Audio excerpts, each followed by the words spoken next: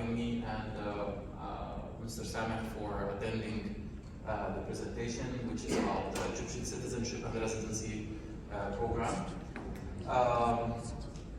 Just a quick start about us. We started in 2009, and we started as a real estate consultancy company. And by 2011, we started working on the citizenship and residency by investment programs. And now we're working almost in 16 countries.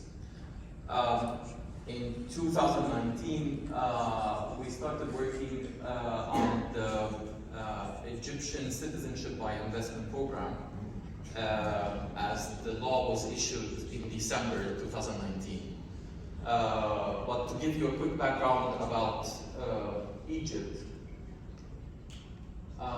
So basically we're a big country. We're almost 1 million square meters, and the population is estimated to be 110 million, which is making it the 14th populated country in the world and one of the third largest country in Africa.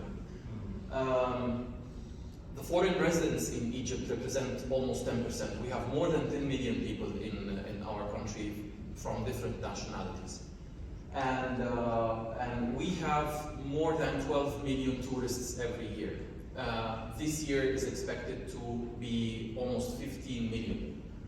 Out of which, until June 2023, more than 750,000 Russians visited Egypt. Now we have flights from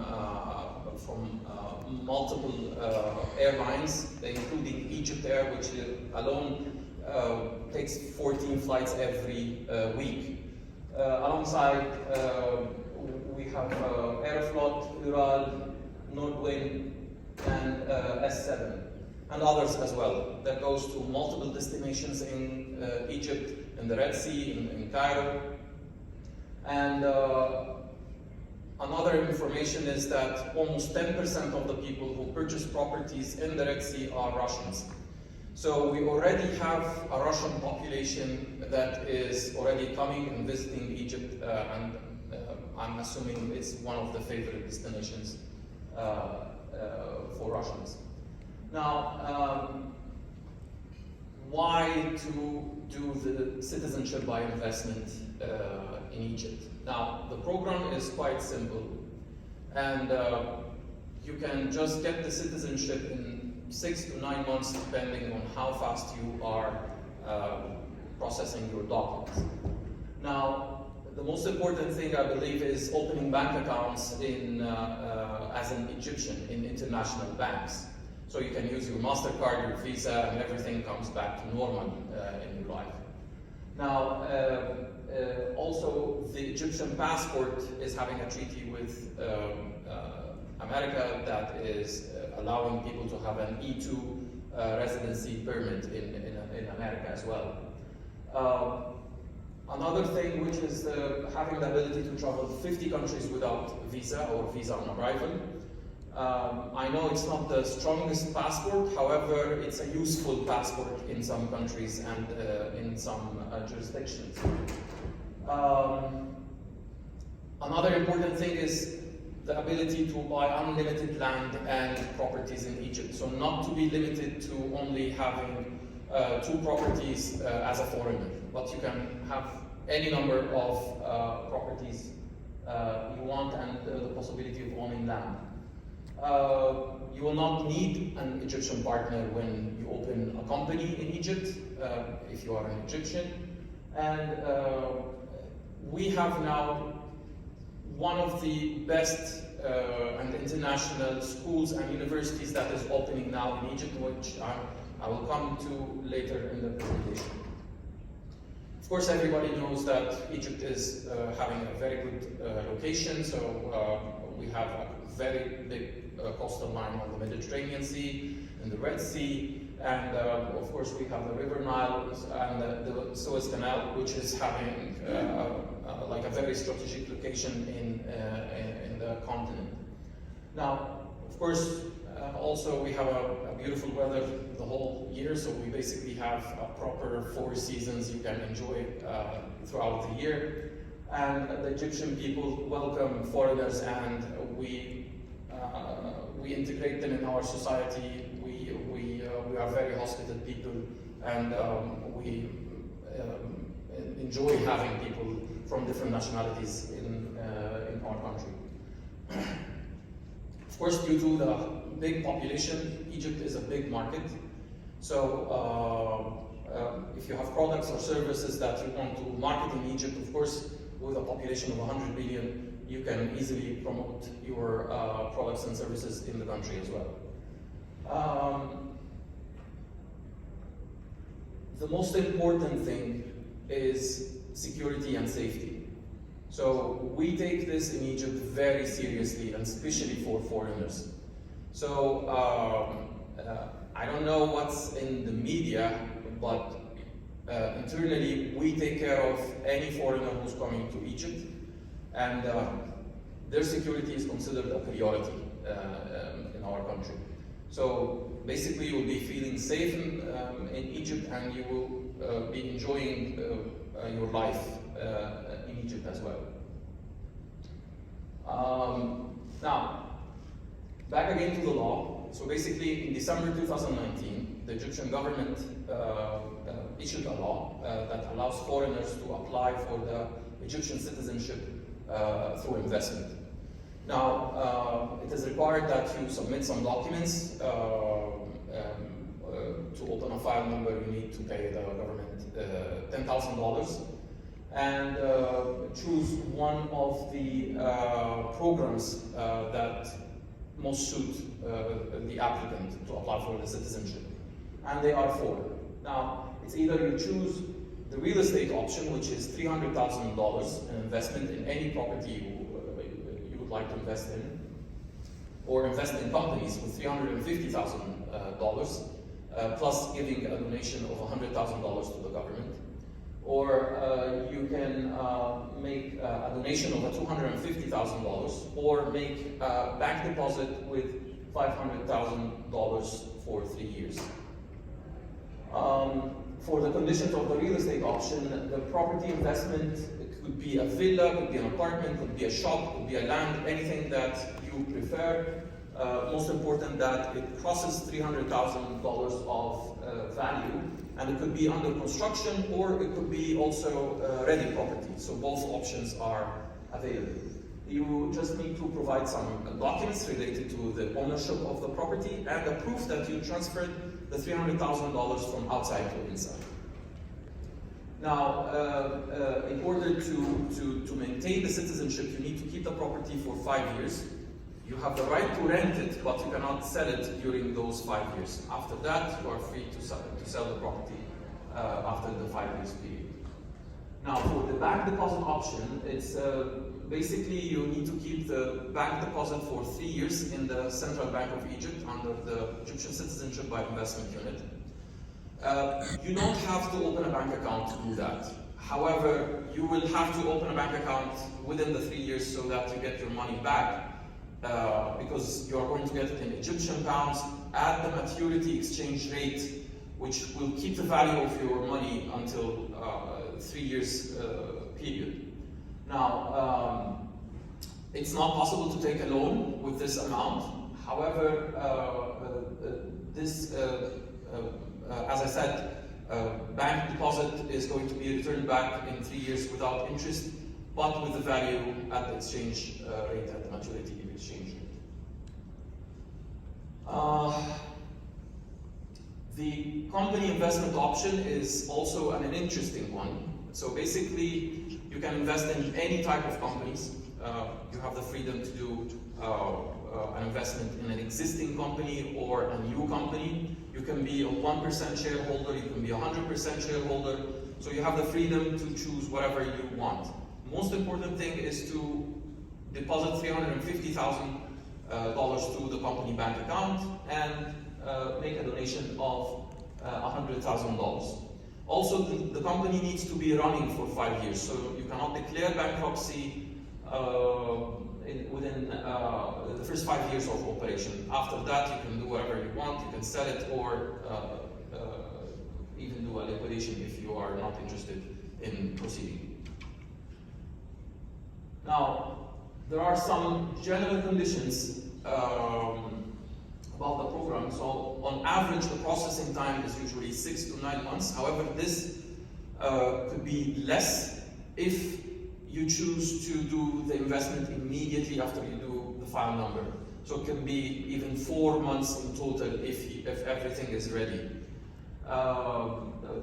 First, to get the file number, you need to fill up the application form. We help you with that, and pay the $10,000 for the government. And then we continue with the investment or do the documentation as well. And during this period, you get the primary approval, and if you did not do the investment, you can do the investment after the primary approval or before the primary approval if you wish.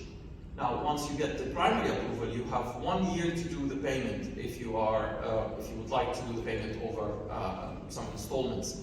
However, again, you cannot get the citizenship unless you pay the full amount and prove you transferred the funds from outside. Now, you get the application, the applicant gets the citizenship with minors below the age of 21 directly when they get the citizenship certificate. And of course, Egypt recognized double citizenship and dual citizenship, so you don't need to denounce your citizenship that you have now, or you can have any multiple number of citizenship.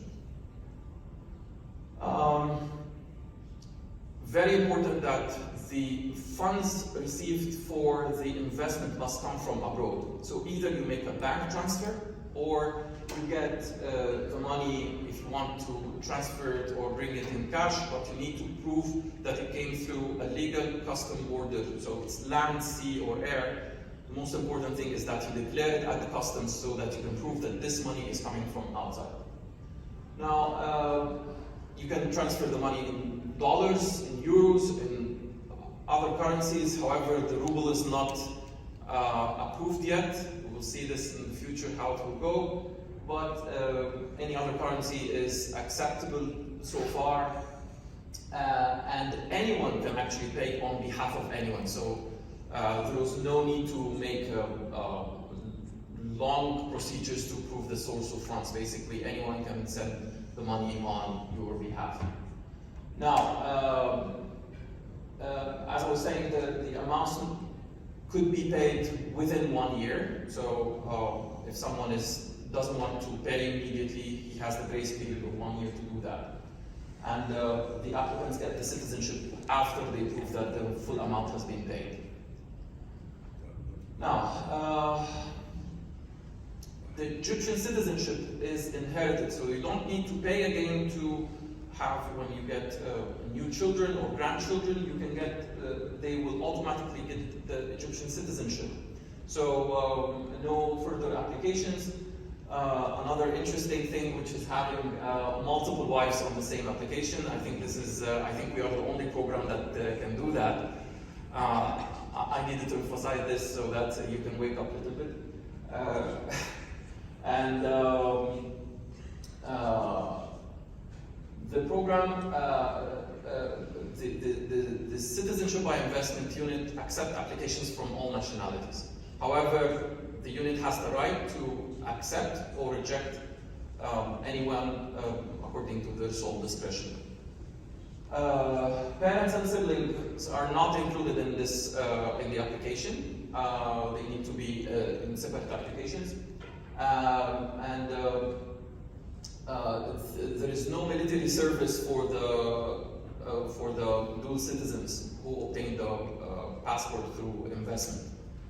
Now, the maximum age of the children shouldn't be 21 years old by the time of accepting and getting the citizenship, not by the time of application. So we'll bring this back again, that you need to pay to make the payment as soon as possible if you have kids who are almost going to be 21 years old.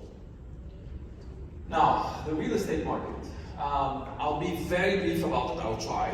But basically we have Cairo, North Coast, and the Red Sea. Those are the hot areas that people are doing their new investments in. I'll present a small video about the new administrative capital, which is the new city built by the new administration. And it's amazing because now all the ministries and the government moved to this, already moved this July to the new city. And we'll see a short video about it. So high up in the tops. What's up is down, what's left is right. Chasing stars and holding you. I can't see the end, but I'll see it through.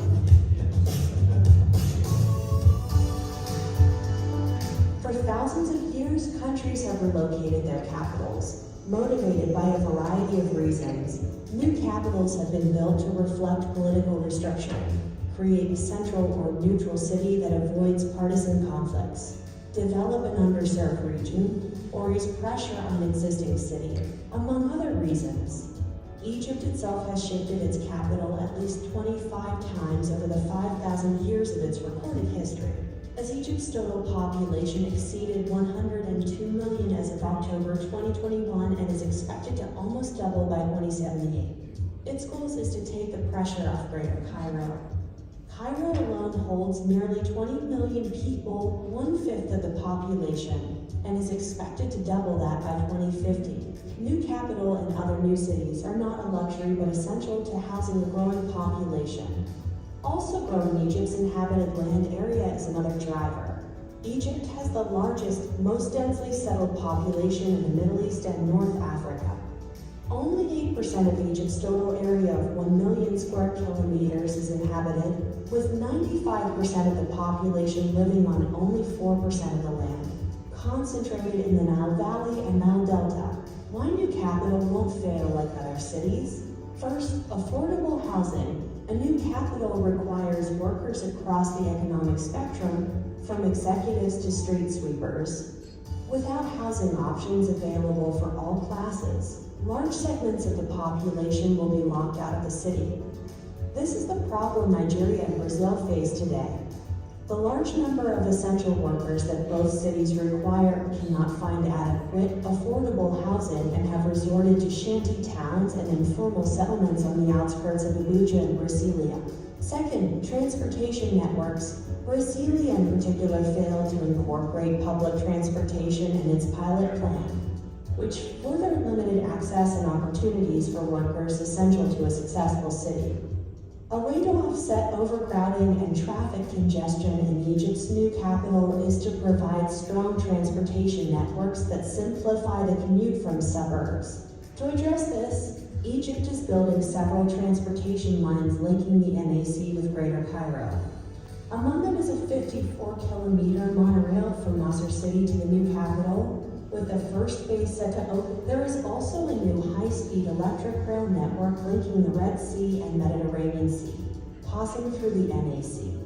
Third, utilities and other infrastructure. Providing adequate utilities is also a challenge while relocating capitals and is one of the main reasons for project delays. Brasilia and Abuja have suffered from lack of waste management and other services outside the city limits.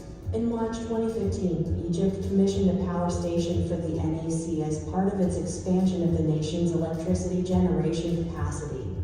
The 4.8 gigawatt combined cycle plant, one of the largest in the world, came online by the middle of 2018. In October 2020, Egypt enacted the new Waste Management Law 202 of 2020 to regulate the industry and improve waste disposal and recycling nationwide.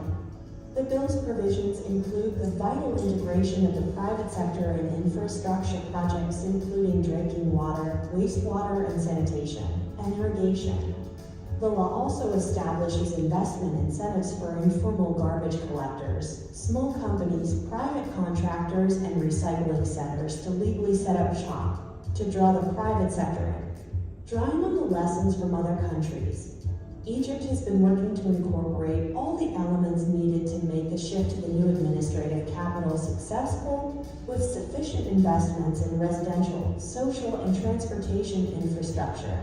The integration of Egypt's private sector, which makes up more than 70% of GDP, will also be a deciding factor in the degree of its success over the long term.